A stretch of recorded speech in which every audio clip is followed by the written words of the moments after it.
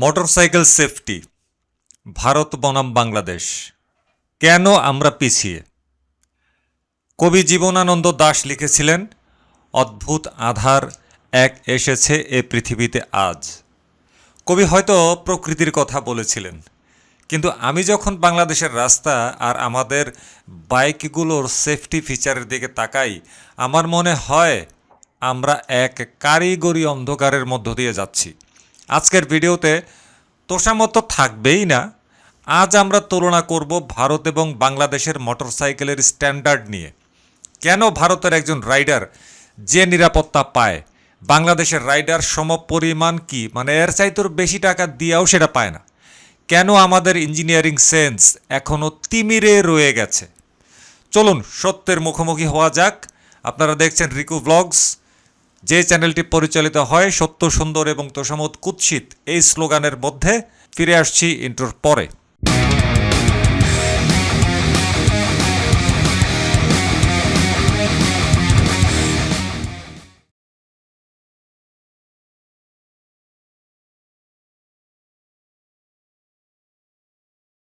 প্রথমেই আসি ব্রেকিং সিস্টেমে।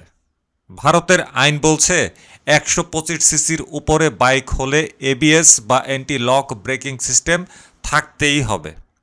এর নিচে হলে সিবিএস, কম্বাইন বা কম্বো ব্রেকিং সিস্টেম। এটা শুধু কাগজে কলমে না, এটা একটা ম্যান্ডেট।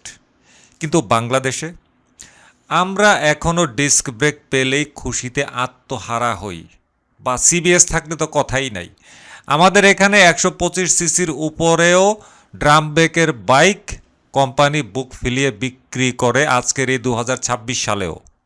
ইঞ্জিনিয়ারিং পয়েন্টে যদি কথা বলি, এবিএস কোনো লাক্সারি আইটেম না, এটা লাইফ সেভিং টেকনোলজি। ভারতের ইঞ্জিনিয়ারিং পলিসি রাইডারের জীবনের নিরাপত্তা নিশ্চিত করে। ভারত রাষ্ট্র তাদের রাইডারের জীবন নিয়ে লড়াই করে রাষ্ট্রীয়ভাবে। আর আমাদের নীতি নির্ধারকরা হয়তো ভাবেন, বাঙালির হাড় কি লোহার তৈরি, আমাদের জন্য কেন 125 সিসিতে এবিএস বাধ্যতামূলক হবে না।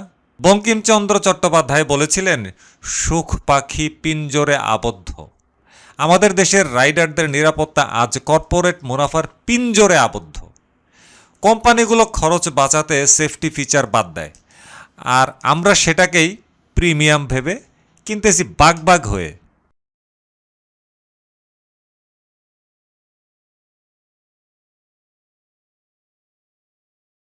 এবার আসি পরিবেশ এবং ইঞ্জিনের আধুনিকায়ন নিয়ে।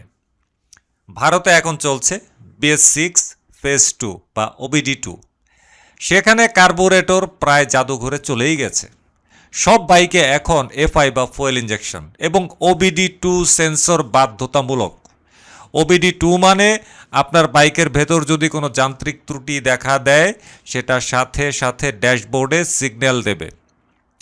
আমরা বাংলাদেশে এখনও BS2 বা BS3 মানের ইঞ্জিন নিয়ে পড়ে আছি, বা BS4 নিয়েও পড়ে আছি। অনেক কোম্পানি কিন্তু ফাঁকি দেয়, ইন্ডিয়াতে থাকে BS6, বাংলাদেশ আইনে ঢোকে BS4, অজুহাত দেয় তেলের। কার্বোরেটর টিউনিং করেই আমাদের জীবন শেষ। আমাদের ইঞ্জিনিয়ারিং বিশ্ববিদ্যালয়গুলো থেকে হাজার হাজার গ্র্যাজুয়েট বেরোচ্ছে, কিন্তু দেশের মোটরসাইকেল পলিসিতে তার প্রতিফলনটা কোথায়? কবিগুরু রবীন্দ্রনাথ ঠাকুর বলেছিলেন, 7 কোটি সন্তানের হে মুগ্ধ জননী, রেখেছ বাঙালি করে মানুষ করনি। ঠিক তেমনি আমরা রাইডার হয়েছি, কিন্তু উন্নত প্রযুক্তির স্বাদ পাওয়ার অধিকার আমাদের দেওয়া হয়নি। ভারতের রাস্তা এখন দূষণমুক্ত করার লড়াইয়ে নামছে, আর আমরা পুরনো ইঞ্জিনের ধোঁয়ায় ফুসফুস কালো করে চলছি। প্রযুক্তির এই দৈন্য দশা কি আমাদের লজ্জা দেয় না?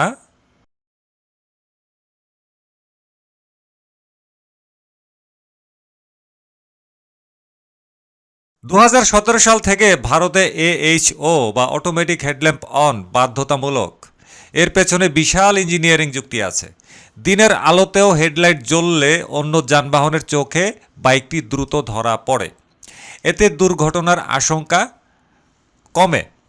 কিন্তু বাংলাদেশে কি হয়, দিনের বেলা লাইট জ্বালিয়ে রাখলে মানুষ বলে, ভাই ভাই ভাই ভাই আপনার লাইট জ্বলে আছে, হেই মিয়া লাইট নিবান, কি শুরু করছেন এইসব। এমনকি ট্রাফিক পুলিশও মাঝে মাঝে থামিয়ে জিজ্ঞাসা করে, কারণ আমাদের দেশের আইন এই সাধারণ বৈশ্বিক স্ট্যান্ডার্ডকে এখনও স্বীকৃতি দেয়নি। আমাদের নলেজ এতটাই অগভীর যে আমরা নিরাপত্তার সংকেতকে অপচয় মনে করি।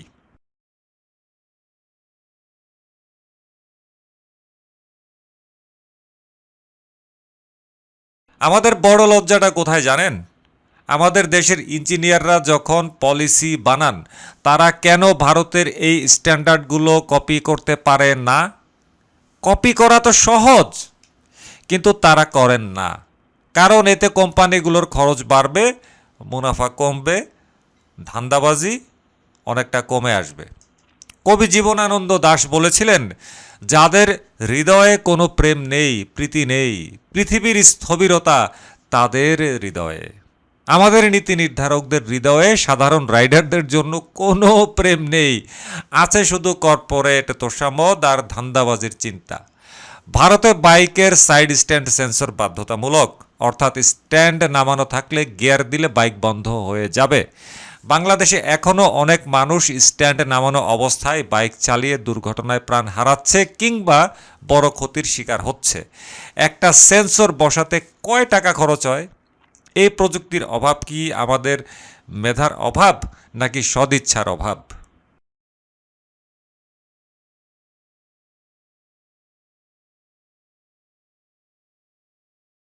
ভারতে বাইক কেনা মানে একগুচ্ছ সেফটি ফিচার কেনা, আর বাংলাদেশে বাইক কেনা মানে শুধু একটা লোহার কাঠামো আর পুরনো ইঞ্জিন কেনা। ইঞ্জিনিয়ারিং কোনো ম্যাজিক না, এটা সায়েন্স। এই সায়েন্সকে আমরা অবহেলা করছি। সত্য সুন্দর, তোষামত কুৎসিত।